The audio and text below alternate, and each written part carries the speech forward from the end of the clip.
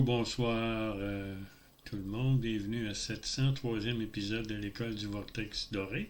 Mon nom est Daniel Letourneau. Je travaille avec Jean-Luc Thouon du Mali. Et aujourd'hui, je vais finir de parler de l'équilibre, la deuxième partie. L'équilibre dans notre vie, on passe toujours par 4 phases. Il y a le printemps, il y a l'été, il y a l'automne et il y a l'hiver. Ces 4 cycles sont naturels, puis ce cycle-là se passe aussi dans les autres dimensions. Alors, on commence par le cycle du printemps, la neige fond, il fait de plus en plus chaud, le gazon pousse, on peut faire nos semis. L'été, les choses poussent, les plantes poussent, il fait chaud, il fait soleil. Ensuite, l'automne arrive et c'est le temps des récoltes. Et ensuite, l'hiver arrive et il faut se reposer. Ça, c'est ce qui se passe ici, en Amérique du Nord. Ces quatre cycles-là existent aussi dans l'univers. Il y a le cycle de l'âge d'or, l'âge d'argent, l'âge de cuivre et l'âge de bronze.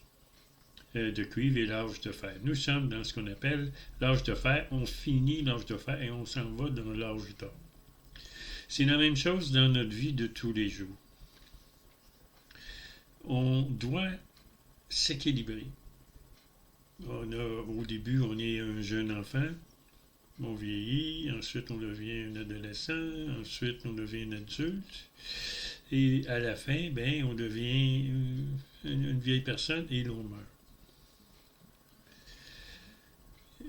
Une des choses qui est assurée, c'est qu'il n'y a pas d'équilibre nulle part. Il y a toujours le côté positif, négatif.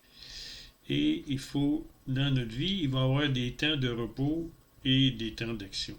Lorsqu'on est dans les temps d'action, on va faire de l'argent, on va s'amuser, il va y avoir toutes sortes de choses. Puis à un moment donné, quand on a trop, c'est trop affairé à faire des choses, il faut se reposer. Alors on a des temps de repos.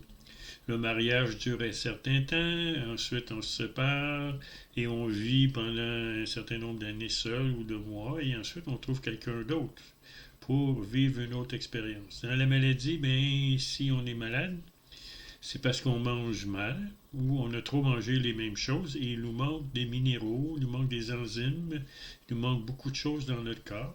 Puis les bactéries, les virus, les champignons, les levures ont pris la place des éléments qui étaient bons pour la santé. Et lorsque ça ne va pas bien dans notre vie, là, on peut vivre ce qu'on appelle de la colère, de la frustration, du stress, parce qu'on n'aime pas le changement. On veut que notre vie reste toujours pareille. Mais c'est pas ça l'univers, c'est pas ça la Terre, c'est pas ça la vie. La vie nous fait évoluer. Alors, on va vivre un certain temps, une certaine vie. Cette vie-là va s'en aller. On va vivre un certain soulagement. Et ensuite, la vie va reprendre. Si on perd un emploi, ça va nous prendre un certain temps pour en trouver un autre. Il y a des cycles d'action et il y a des cycles de repos. Ça, il faut absolument accepter ça. Ensuite, si on a des accidents dans notre vie, ça fait partie de la vie. À un moment donné, il faut payer notre karma.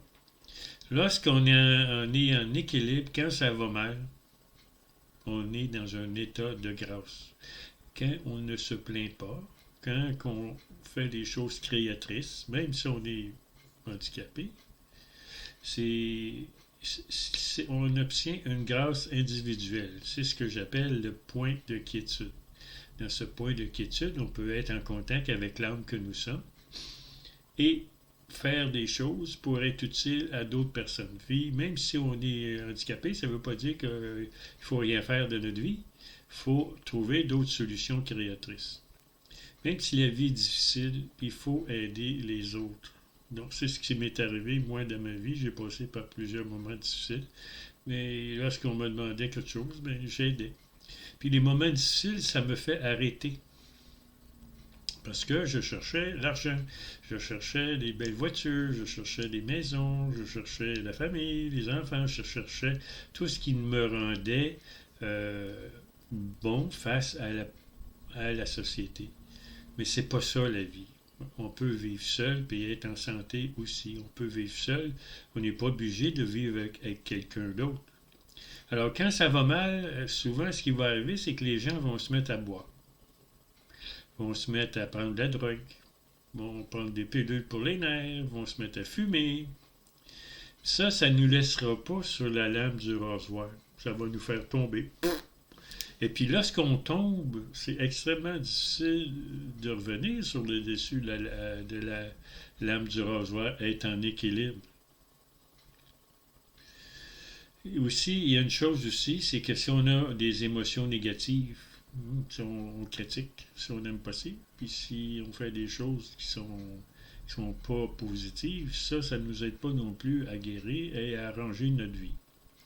Alors, qu'est-ce qu'il faut faire pour rester en équilibre? Premièrement, il faut toujours avoir le sens de l'humour. Toujours voir le côté positif, puis rire de ce qui nous arrive. Ça, c'est la meilleure solution pour guérir, changer notre vie et revenir en équilibre. Et ensuite, les rêves. Notez vos rêves. C'est très important. Parce que les rêves vont vous donner des solutions. Si vous les marquez avant de vous coucher, vous allez vous en rappeler le lendemain matin et peut-être que vous allez avoir des solutions. Moi, c'est ce qui m'est arrivé. Ensuite,